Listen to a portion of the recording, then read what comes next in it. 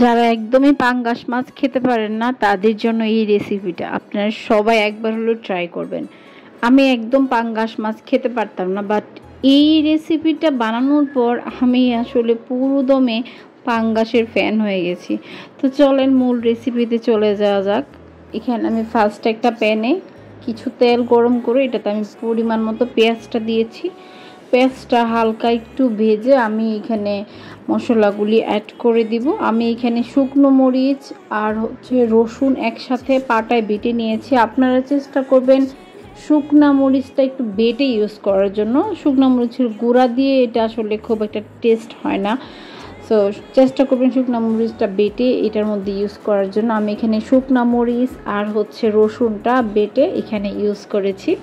তারপরে এখানে আমি হলুদের গুঁড়া, তারপর জিরা, মরিচ এগুলো অ্যাড করেছি। ধনিয়াটা টোটালি স্কিপ করবেন, ধনিয়াটা এটার মধ্যে দিবেন না। সবগুলি মশলা দিয়ে আমি একটু কষিয়ে নেব।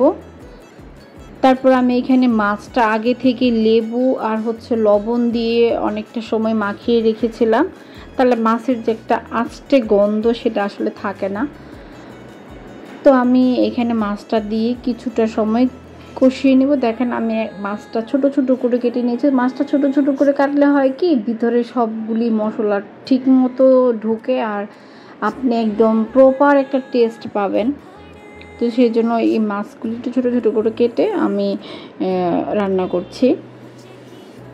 তো এই যে কিছু সময় আমি কষিয়ে নিলাম। কষানো হয়ে গেলে আমি এটাতে একটু পানি অ্যাড করব, খুব বেশি না, হালকা একটু পানি এখানে অ্যাড করে দিতে হবে যাতে মশলাগুলি ঠিক মতো মাছের ভিতরে ঢুকে যায়। সেজন্য আমি এখানে হালকা একটু পানি ইউজ করেছি। তো দেখেন এই যে সুন্দর করে কষিয়ে নিয়েছি। তারপর আমি এখানে একটা টমেটো ইউজ করেছি। টমেটো কিন্তু আপনারা মাস্ট বি ইউজ করবেন। এখানে টমেটোটা ইউজ করলে আপনারা খুব ভালো একটা টেস্ট পাবেন, এত সুন্দর একটা টেস্ট আসে।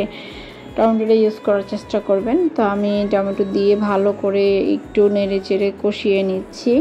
টমেটোটা গলে যাওয়ার আগ পর্যন্ত আমি কষিয়ে নেব। তারপর এখানে আমি হালকা একটু ধনেপাতা দিয়েছি। ধনেপাতাটা আসলে আমার বাসায় ছিল না, বেলকুনিতে যে ধনেপাতাটা হয়েছে সেটা আমি এখানে অল্প একটু ইউজ করেছি। খুব সুন্দর একটা স্মেল আসে আর আমার কাছে এই ধনেপাতাটা খেতে খুবই ভালো লাগে।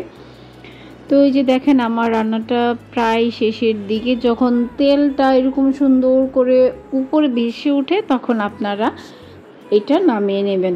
তো দেখেন দেখে আসলে কতটা ভালো লাগছে, ঠিক দেখতে যেরকম সুন্দর লাগছে এটা খেতেও কিন্তু অনেক মজা হয়েছে। তো আজকের ভিডিওটি এ পর্যন্ত। সবাই ভালো থাকবেন, সুস্থ থাকবেন। দেখা হবে নেক্সট কোনো ভিডিওতে। ভিডিওটি ভালো লাগলে চ্যানেলটি সাবস্ক্রাইব করে দিবেন।